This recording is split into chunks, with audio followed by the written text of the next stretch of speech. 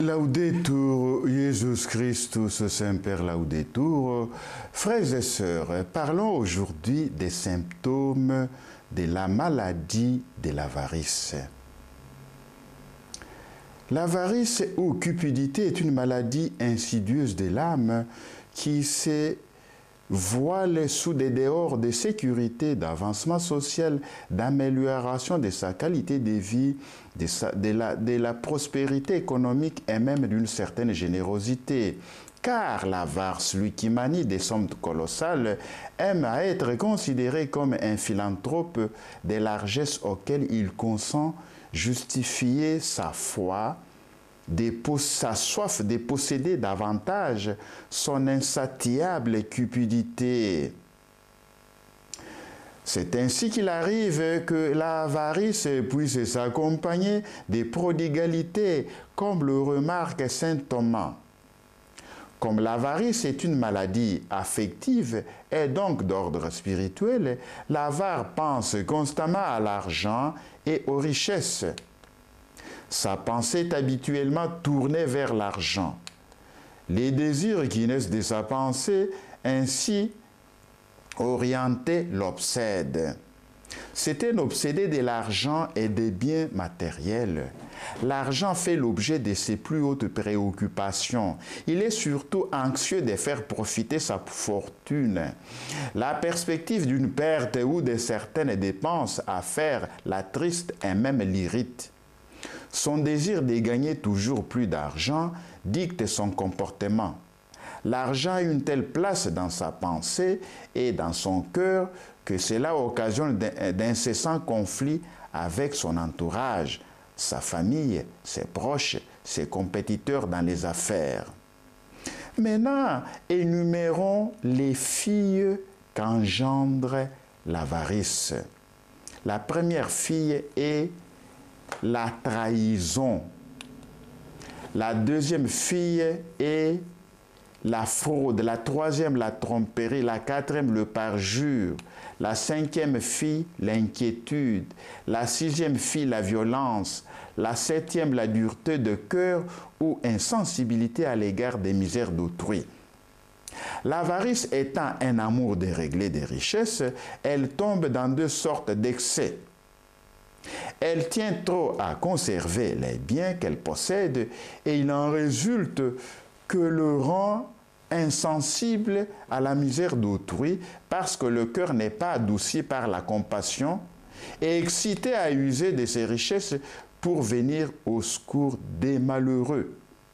L'avarice tient trop à acquérir des biens. Sous ces rapports, on peut la considérer de deux manières. D'abord, d'après ce qu'elle est dans l'affection.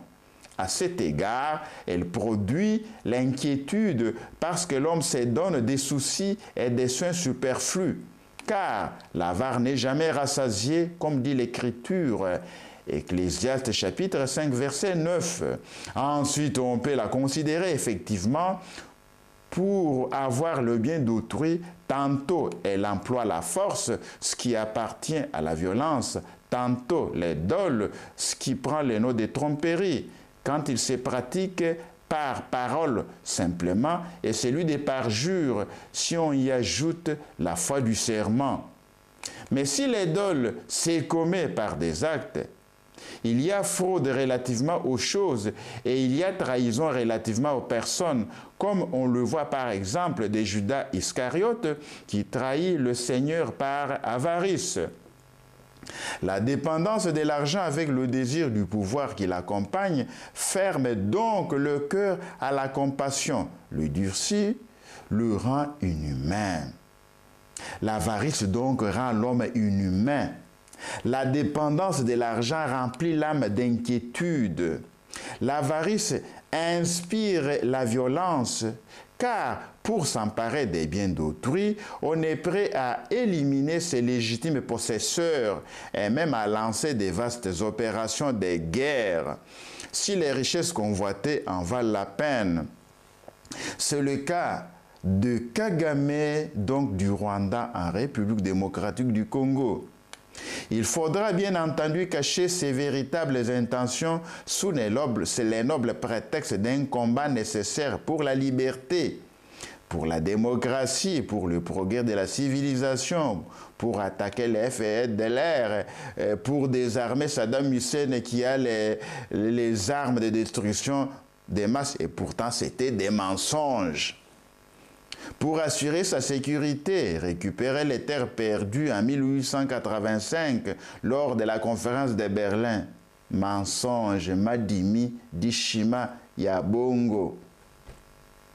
La soif exécrable de l'argent et du pouvoir utilise sans sourciller, avec les sourires même, le mensonge, le ubwenge, le parjure, la fraude à petite et grande échelle, comme dans certains scandales boursiers, et cette soif démoniaque ne recule devant aucune trahison.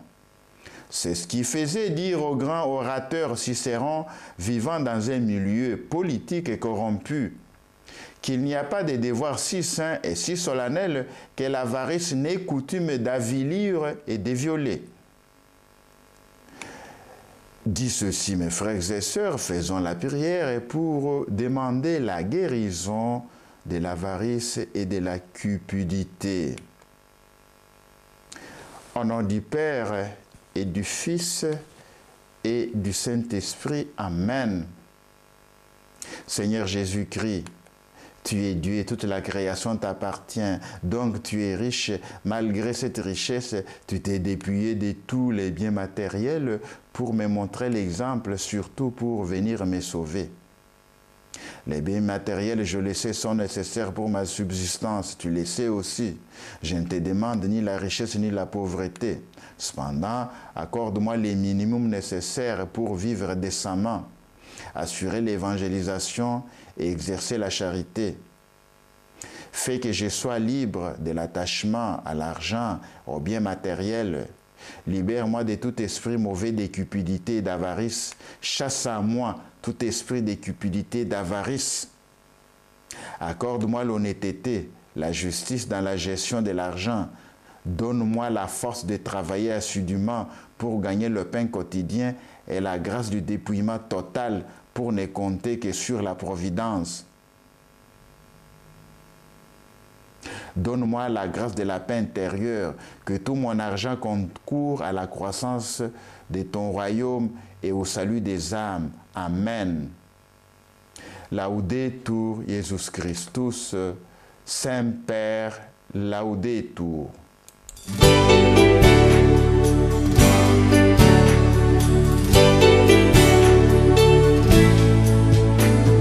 Sotto la tua protezione